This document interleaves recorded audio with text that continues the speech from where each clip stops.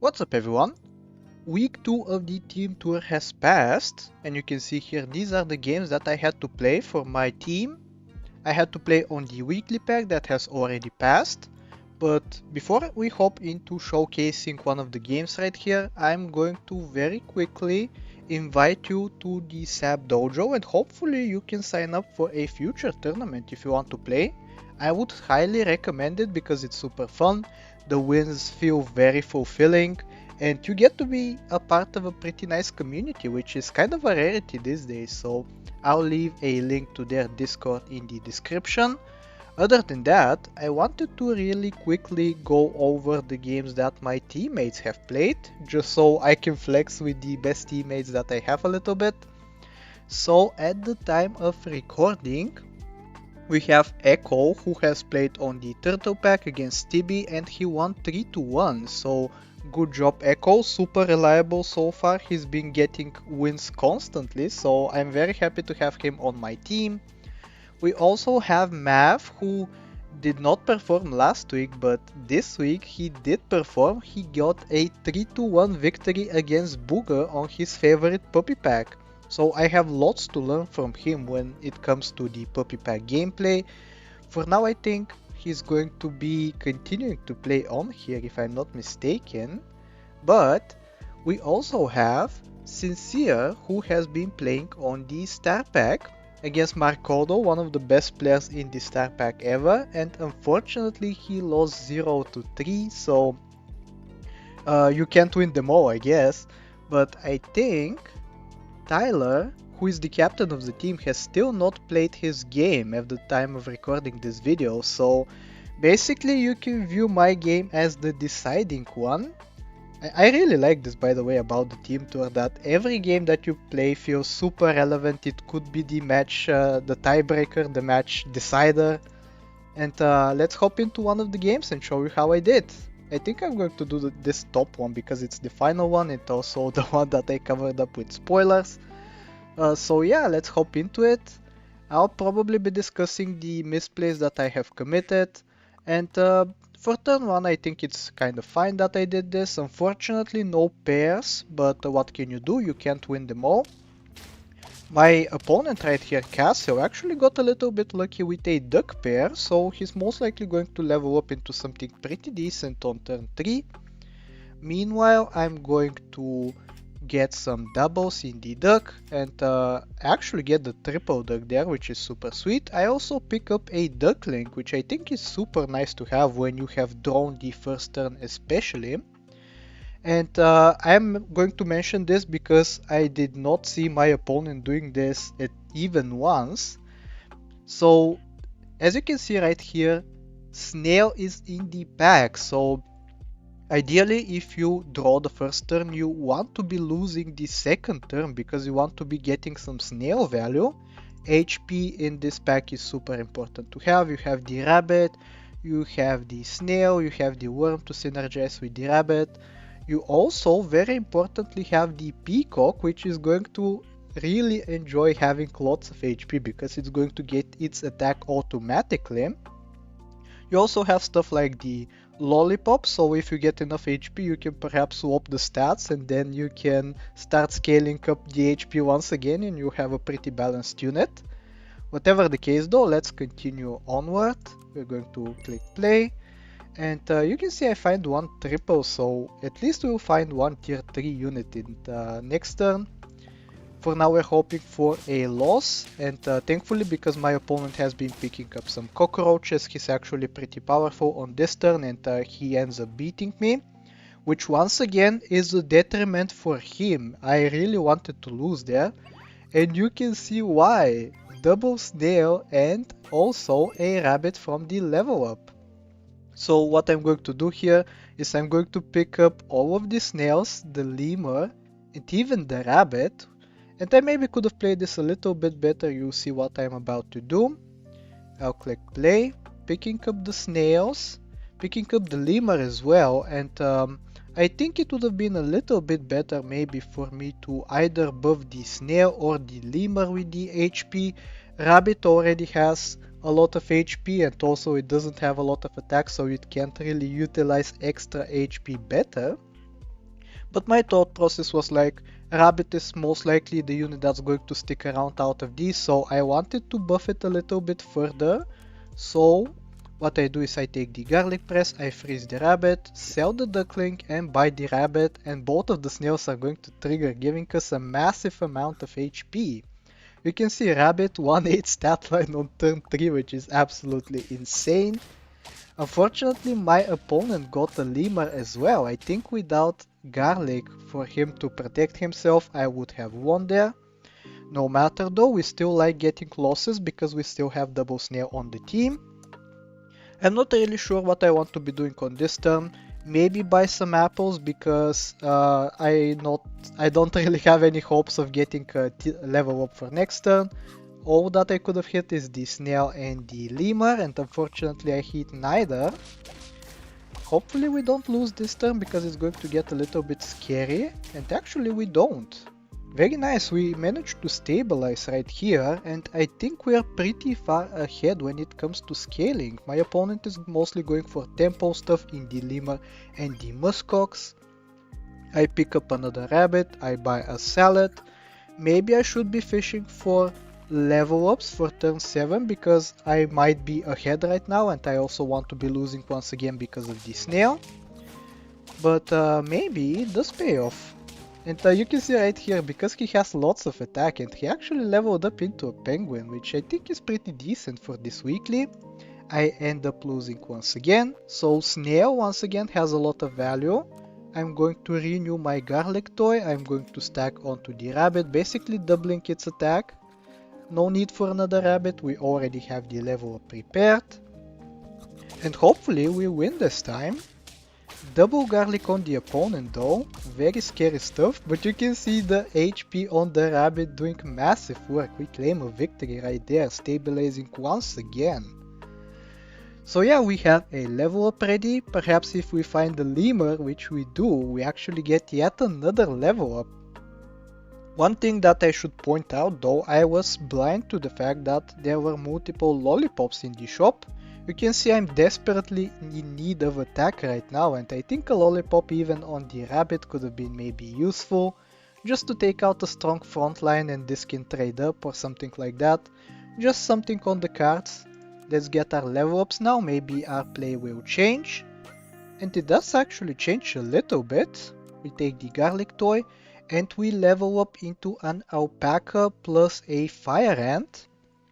I think I was watching the stream, and my teammate Mav was in the chat, and he's a huge panther respecter, and he was like, please take the panther over the alpaca. I don't think that's the correct play. I really like the extra XP. Might just be greediness on my side, but there's also not like very good perks in the weekly. You have the salt, which on a tier 5 unit is pretty decent.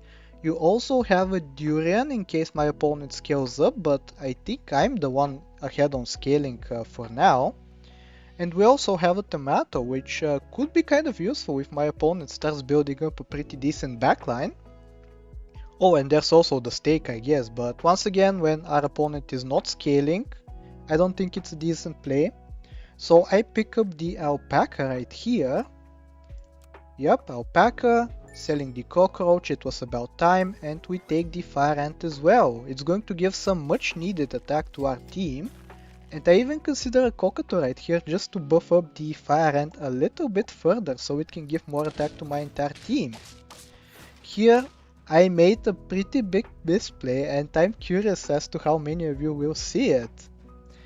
Something about my positioning is wrong, and you can see I lost because of it, and I'll talk about it in a second. I just hope that someone of you figured it out.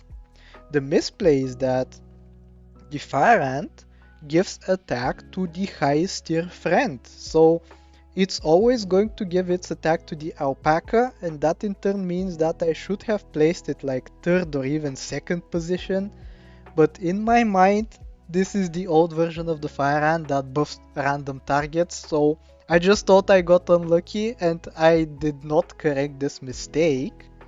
And it's actually a pretty costly mistake because, as you can see, we're equal on hearts. If I give my opponent even a tiny bit of advantage, there is a chance that he could just claim a victory. So huge misplay on my part. I should probably be reading the abilities of the pets better. Whatever the case though, let's continue. We're selling this now even though we lost because I really want this to get stats. I don't know if selling this nail was the correct play, however, maybe I could have sold the lemur instead. But yeah, I think my team is pretty decent. I'm hoping for a cockatoo level next turn, so hopefully we get double buffs on the fire ant. But for now, we're going to make the same mistake. Alpaca still in the back line, and you can see he sweeps me right here. I have only 2 hearts to his 4. So very scary stuff. I still think I'm getting unlucky. I'm still not reading the fire ant ability as I should be. But look who decides to show up. When you start losing, when you are in dire need of attack, who decides to show up? It's the seal, the best pet in the game, decides to show up with an alpaca on the board. So I can even immediately push it up to a level 2, and this is exactly what we'll do.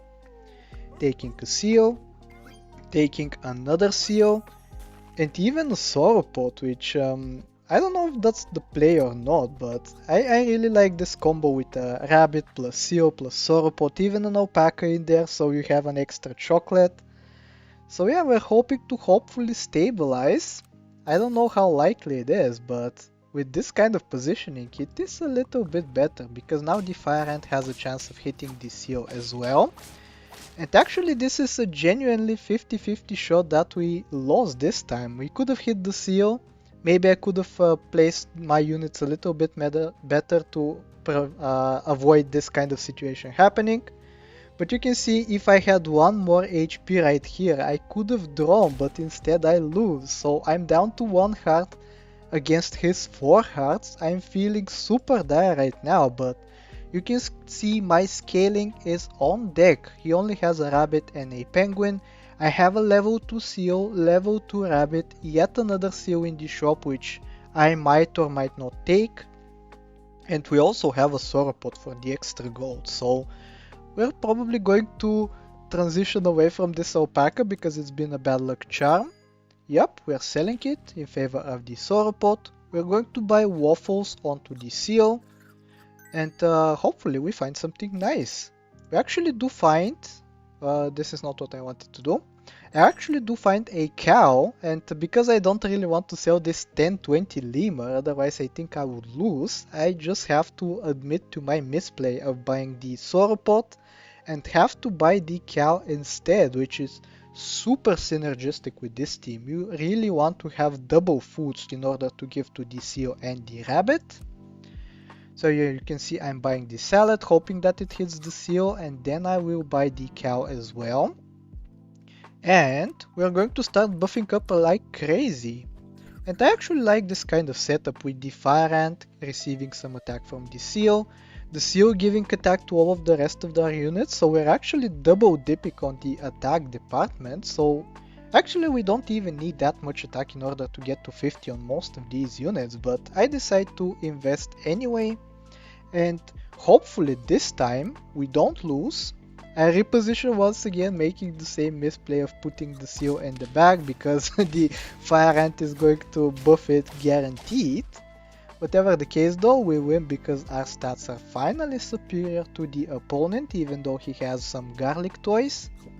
And we get super lucky, waffle in shop plus another cow, so we'll be getting 4 extra milks with a chance of getting 2 more if we roll favorably, which unfortunately we don't, but we do roll into a cupcake, and I really like enjoying is what I was going to say. I really enjoy putting cupcakes because like it's kind of a rare food, and especially when it's justifiable, I think it's pretty nice to do. And I think it was better over the salad because salad does not have a 100% chance of hitting the seal like the cupcake does. So yeah, we finally reorder, put the seal a little bit ahead. Keep in mind I still believe that the fire ant is buffing random targets and not the highest tier. And we actually, because I'm stupid, we skip past this battle, so I'll have to be doing some extra work right here. Which turn is it? Is it this turn? Turn 11? I think it was turn 11. So let's hop into the battle. I hope you didn't see the spoilers, by the way, because I'm going to be too lazy to edit this out. Yep, this is the battle. We're going to be just fine, because you can see the CO, even though it has high HP, because of the fire ant, it gets high attack as well. And we're going to be scaling up basically up to 50-50 with the CO. We're going to be scaling up some more with the perks and the foods in the shop. No cow, no waffle on this turn, but I think we are going to be fine now. My only hope for the opponent is the fact that there is a walrus in the pack, so he does have easy access to peanut.